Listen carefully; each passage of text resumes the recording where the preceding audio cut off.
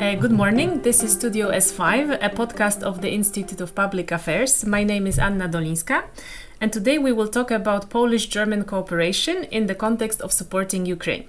Our guest today is Julia Hanske, the director of Goethe-Institut in Warsaw. Good morning, Julia. Good morning. Thank you very much for the invitation. Welcome, and thank you for accepting my invitation to come to our studio.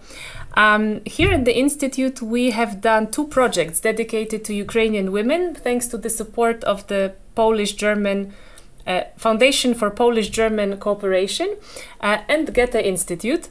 Goethe-Institut is a cultural institution of Germany, which operates worldwide to promote the knowledge of the German language and culture, and also to foster and promote cultural cooperation. I know that after the outbreak of the war in Ukraine in early 2022, in a gesture of solidarity, your institute engaged in numerous support actions, and today I would like to ask you about them, about these activities, and maybe you could start by telling us about those projects which you have done supporting artists, cultural workers and institutions. Yeah, thank you very much for giving us also the opportunity to think back a little. Now we are already in the end of 2024, and in these last 2.5 years many perceptions changed and many things changed. So I remember that when the war started in February 2022, it was very quickly that we at the Institute decided to actually completely change all our activities that we had planned for the year. So it was an abrupt change of our strategy and our all activities of the Institute. We understood also, because the first thing that happened was that we were supporting the evacuation of our colleagues from the Goethe-Institut in Kiev, and step by step, in the first weeks, many support programs by the federal government of Germany happened. So one of the first was that we had the so-called immediate aid scholarships for artists and people working for cultural institutions, because that was the necessity. People that came, refugees from Ukraine, mostly women with children, needed immediate support. Yes. So it was not important what exactly they are planning to do or whatever. It was important for them to get money in their hands to survive these first days. And it was very logical in our or what we thought at the time is that we don't talk too much about content of things, but just to help immediately. And step by step, we learned that the war at that time wouldn't finish so soon as we all hoped. That's true. So from the refugees that came, we understood that many of them are going to stay much longer than we hoped in the beginning. Not because just for it was not possible for them to return. And once you realize that with your family or with the people that you have been here, then you try to engage in your activities again in order to distract also from the realities, but also in order to survive this traumatic time with your family. So that's true. And actually this project we're doing is devoted to that, and we have spoken with such entrepreneurial women who have built their life and work from scratch again after coming to And exactly that is something we learned while we were talking to many beneficiaries during the time. That was not necessarily directly a cultural worker from Ukraine, but it were also Polish institutions that needed support in order to make projects for these target groups possible. And they, in these talks, we understood that many of the people living here by that time, for them, entertainment was nothing important. It was not, they had no space or any desire to go and entertain themselves. That's true. It was the opposite. They wanted to have a meaning and to do something, so meet in their circles and to continue with their professional work or learning new things and to develop somehow. And that was the moment that we started to support approximately, I would say, 50 projects in Poland that were dedicated to giving a platform to Ukrainian cultural workers in order to let them continue their work. And I think that was very, let's say, like successful approach.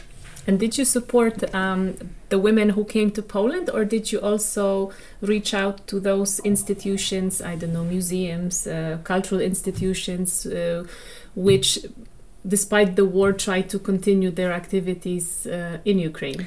Yeah, it was both, but our task here in Poland, because you have to see we are as an institute a network, so after the people and our colleagues from Ukraine were relocated or fled Ukraine and found shelter or whatever, a new home in Germany or in Poland, we here in Warsaw were more, let's say, like active for those being in Poland. Okay. For the support of organizations in Ukraine, our colleagues from the Goethe-Institut, Kiev, and from the headquarters were more responsible. Okay. We were really concentrating on the diaspora here because that is our, let's say, like, that was logical at that time, because we had access also to these people. We could meet and we could also talk about what they actually need and what is wanted at the time, because nobody knew, nobody had the experience. That's and nobody expected it to happen so fast. Okay, and I'm wondering, because you mentioned this, initial need of restructuring the budget, the projects, the approach, and did it somehow change over time? Once this initial support, this financial support was given, did you perhaps also engage in projects which were more, artistically or culturally oriented? Because from the research I've done within this project, it clearly shows that after this initial shock, when you need to reorganize your life, this need for socio-cultural activities, it, let's say, reappears, right? Yes, it did. Yeah, it did. And that's why, as I said, from the beginning, where we started with actual scholarships or just financial aid for those in need, we changed over time into more sustainable projects where we would see that cultural workers and artists especially continue to work in their profession. So, of course, their goal was most of all to promote and to facilitate Ukraine as a cultural nation. So this had nothing to do anymore with, let's say, like with our typical or our usual goals and projects. It was solely in solidarity and in support, because that what the Ukrainian partners asked us, what they needed at the time, whether it was the Ukrainian Institute, whether it were single artists or people coming here. So yeah, it was really social, cultural activities, and we focused more or less on the cultural sector in this, because this is what we usually do. And also, of course, on language and language learning. Which language? Yeah, at that time, we, it may sound a little bit weird, but we supported Ukrainians being here to learn German. They could participate in our courses for free. They could come to the institute. We knew that at that time they don't need it immediately, but it was a possibility for them to distract themselves and to be in a, let's say, like in a safe setting, so they could come every morning to the classes. They meet others. They have a social, let's say, like group around them, and that helped a lot. Yeah. And also, you know, some of these refugees who came to Poland, they were not planning to stay here. You know, they wanted to maybe join their families and friends. Some of them went to Germany, so maybe these these courses did prove useful. But I know that you also carried out projects dedicated to Ukrainian children. That is true.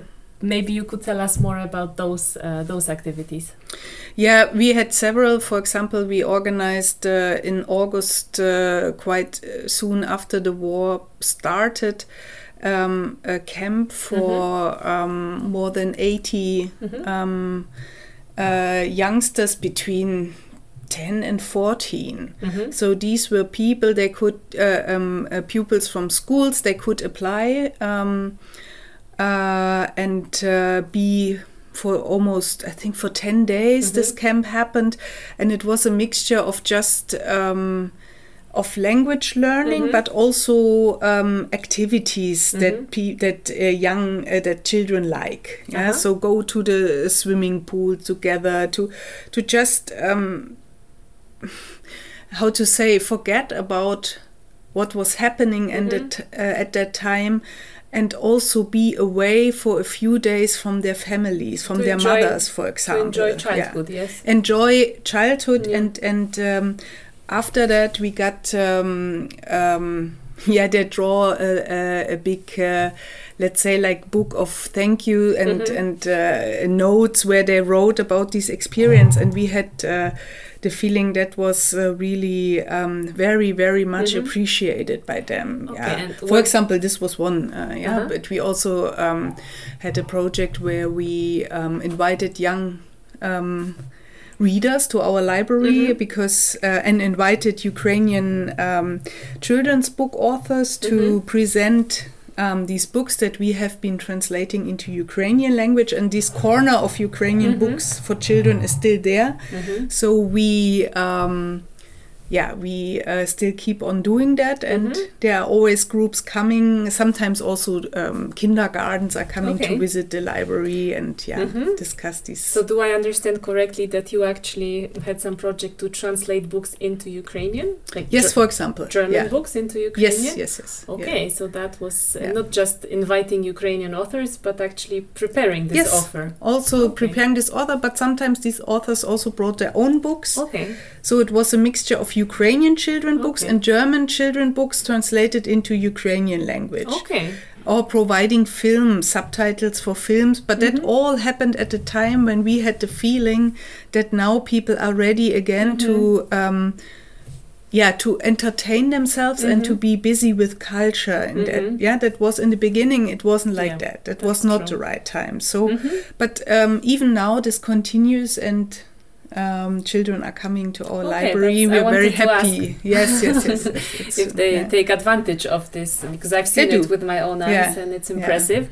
Okay, are there any particular projects that you, as the director of the Institute, are proud of, or that you think were particularly successful, that you would like to continue, perhaps?